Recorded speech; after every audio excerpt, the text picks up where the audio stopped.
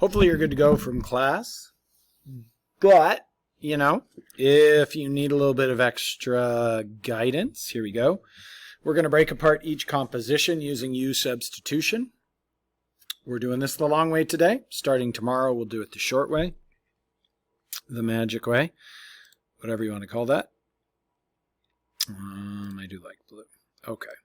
Then we're going to show the derivative of y with respect to u, the derivative of u with respect to x, recombine everything to make dy dx. I'll probably remember, but by the time you get to the end here, hopefully on number 8, watch out, you have to use product rule. So u is equal to x cubed.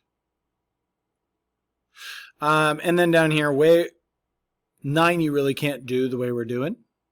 Don't worry about that.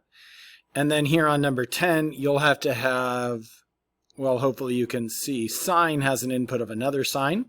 So that's going to be like a u, and then u is equal to sine of v, and v is 6x. I'll probably do that for you, but I might get bored. Okay, so hopefully you see y is equal to cosine of 3x. That 3x is inside a cosine. So let me rewrite that. Y is equal to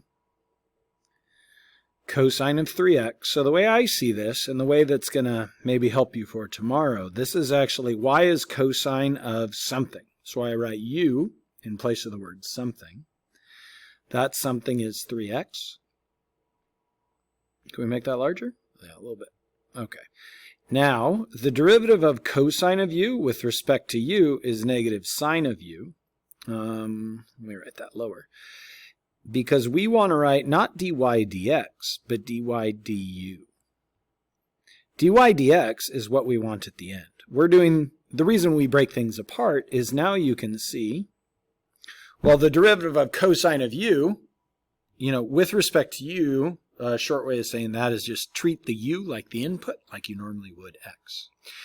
And so, you know, the derivative of 3x is 3, but what do we write for notation? Well, du dx.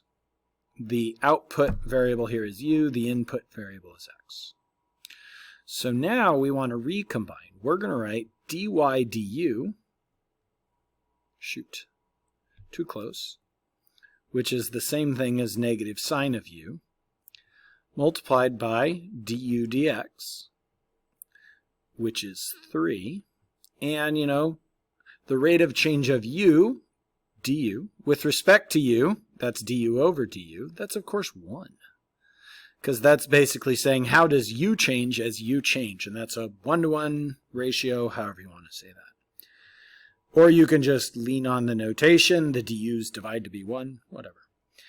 Now I'm going to move that 3 out front, and we're taking the derivative of cosine of 3x, so we need to replace that u, you know, with what we said earlier, u is 3x. So the derivative of cosine of x is negative 3 times sine of 3x.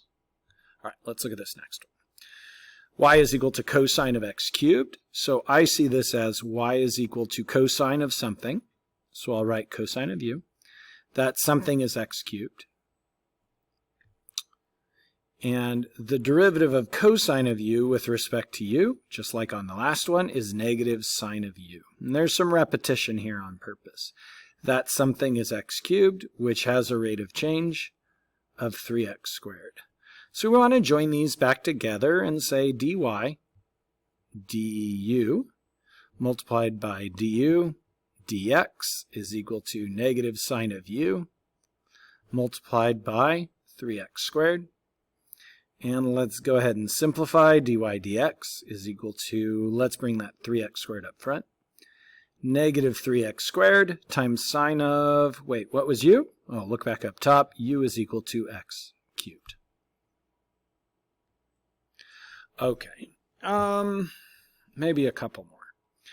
So don't forget, this notation, cosine cubed x, means we are cubing something, and the thing we're cubing is cosine of x. So when we break this apart, the structure is really, hey, y is something cubed, and that something, the thing that was cubed, is cosine of x.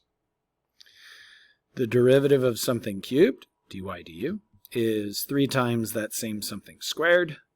that something is cosine of x, which has a rate of change of negative sine x. Bring everything back together, dy du, multiplied by du dx is going to be 3u squared, parentheses, times negative sine of x, so it looks like we're multiplying. And dy dx is negative 3.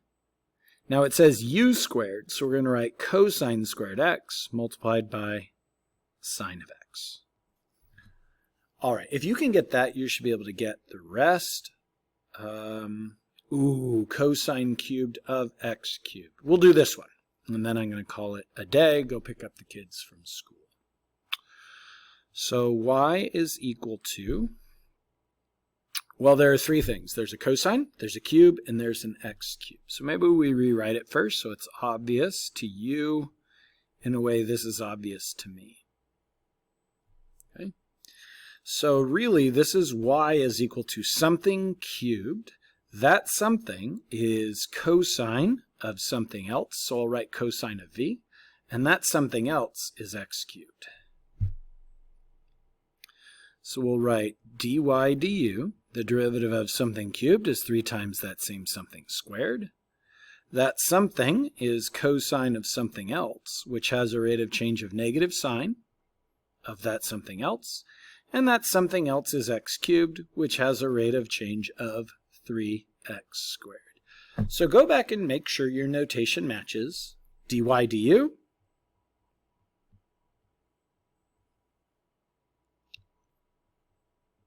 multiplied by du dv multiplied by dv dx is going to be 3u squared times negative sine of v times 3x squared.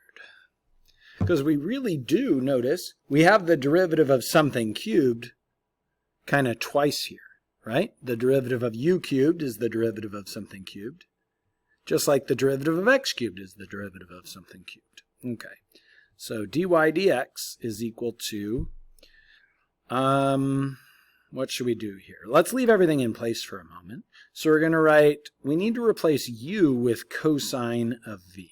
So we're going to write cosine squared v, put my negative out front, sine of v times 3x squared. So we're not quite done. We need to replace those v's as well. So dy dx is equal to, maybe we'll go negative 9x squared, bring that up front, and we'll write cosine squared, what was v?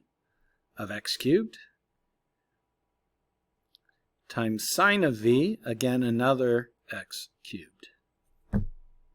Well, now you know how to do that last one that has that 3 functions, one inside of the other. I hope that helps.